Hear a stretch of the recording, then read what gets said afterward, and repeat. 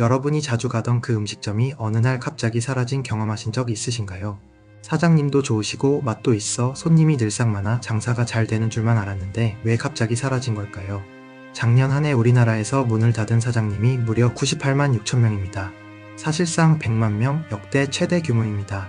하루 평균 2,700개의 가게가 사라진 셈인데요. 자영업자 최후의 보루로 불리는 노란 우상 공제 폐업 공제금 지급액이 작년에 무려 1조 원을 훌쩍 넘겨 역대 최대를 기록했습니다. 20, 30대 젊은 사장님부터 60대 베테랑 사장님까지 세대를 가리지 않고 동시다발적으로 자기가 꾸려왔던 그 가게를 본인 손으로 접고 있다는 겁니다. 오늘 경제비서봇은 지금 대한민국 자영업 시장에서 벌어지고 있는 이 거대한 붕괴의 신호를 분석합니다. 먼저 20, 30대 세대의 폐업이 급증했습니다. 젊은 사장님들은 계산이 빠릅니다. 이들이 시장을 떠나는 이유는 명확합니다. 수지타산이 안 맞기 때문입니다. 고금리 대출을 받아 창업했는데 이자 내고 배달 수수료 내고 나면 알바비보다 못 버는 경우가 허다합니다. 이럴 바엔 그냥 회사 다니거나 알바하는 게 낫다는 판단이죠. 즉 자영업이 더 이상 젊은 층에게 매력적인 부의 사다리가 아니라는 냉정한 현실인식이 폐업으로 이어지고 있습니다.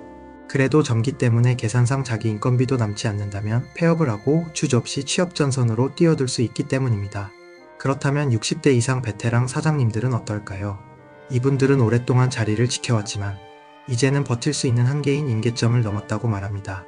원재료 가격은 폭등했고 손님들의 소비 패턴은 너무 빨리 변했습니다. 모바일 앱 주문이 많아진 현재 생태계 변화에도 젊은 사장님들보다는 기민하게 대응하기 어렵습니다. 기존의 사업 방식으로는 더 이상 수익을 내기 어려운 구조가 됐다는 겁니다. 결국 노후 자금까지 갉아먹는 상황이 오자 늦게나마 뼈아픈 폐업을 결심하는 분들이 늘고 있는 거죠. 세대를 불문하고 거의 100만 명에 가까운 사장님들이 문을 닫는 게 최선이 된 바로 그 사유에 대해 분석해 보겠습니다. 첫째, 내수 소비의 끝없는 침체입니다. 폐업 사유를 조사한 결과 절반 가까운 48.9%가 사업 부진을 이유로 들었습니다. 2022년 2분기부터 2025년 1분기까지 12분기 연속 소매 판매가 마이너스 성장을 기록했습니다. 소비자들의 지갑이 굳게 닫히면서 매출이 급감한 겁니다. 음식점을 기준으로 봐도 통계청 자료에 따르면 2025년 상반기 외식카드 결제액이 전년 대비 3.4% 감소했습니다. 가족 단위로 외식하는 가구 비중 역시 5.4%포인트 줄었습니다. 외식 물가는 올랐지만 실제 외식을 하는 가게와 전체 외식 지출액은 줄어든 겁니다. 둘째, 치솟은 고정비용입니다. 특히 인건비 부담이 압도적입니다. 최근 10년간 최저임금이 약 80% 인상됐습니다. 같은 기간 물가 상승률의 거의 4배에 달하는 수치입니다. 여기에 임차료와 원자재 가격까지 오르면서 매출은 줄고 비용은 늘어나는 이중고를 겪고 있습니다. 여기에 추가로 플랫폼 수수료와 같은 매출 연동비가 또 발생합니다. 중개 수수료만 매출의 약 10%, 여기에 결제 수수료, 배달비, 광고비까지 더하면 매출의 상당 부분이 플랫폼으로 빠져나갑니다. 손님이 많아 보여도 정작 사장님 수중에 남는 돈은 생각보다 적습니다. 무료 배달이라고 하지만 그 비용은 결국 점주가 부담하거나 소비자에게 일부 가격이 전가되어 소비자도 지갑을 닫게 되는 구조가 형성됩니다. 셋째, 대출 규모와 금리로 인한 이자 부담입니다. 자영업자 평균 대출 금액이 1억 2천만 원입니다. 월 이자 부담액은 84만 원으로 연평균 8.4%의 금리를 내고 있습니다. 은행 평균 대출 금리가 4.7%인 점을 고려하면 상당수가 제2금융권에서 더 높은 금리로 빌린 것으로 추정됩니다. 그리고 금융권 대출 외에도 유통업체에서도 자영업자의 초기 정착을 위해 달콤한 제안을 합니다. 사업 초반 자리를 잡기 위해 장비나 주요 자재 구입에 들어가는 목돈을 대출해주거나 리스를 해줍니다.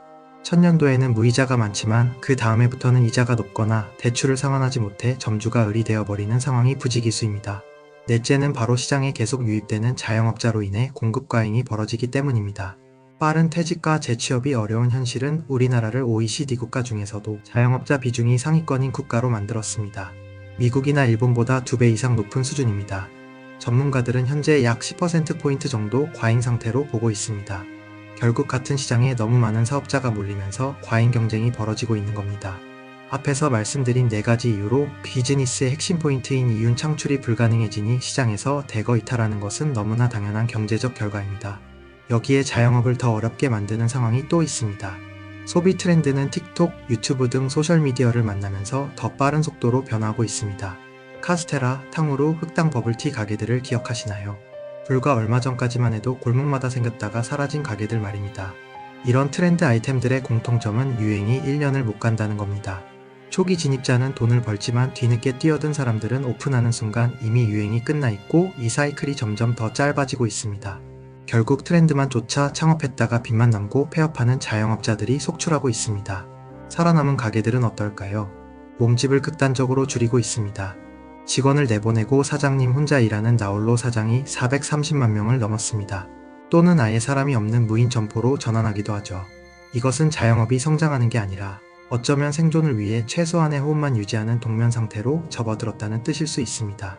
고용 창출에 큰 역할을 하던 자영업이 경제에 가져다 주던 활력은 이제 옛말이 되어가고 있습니다. 무려 100만 명의 폐업.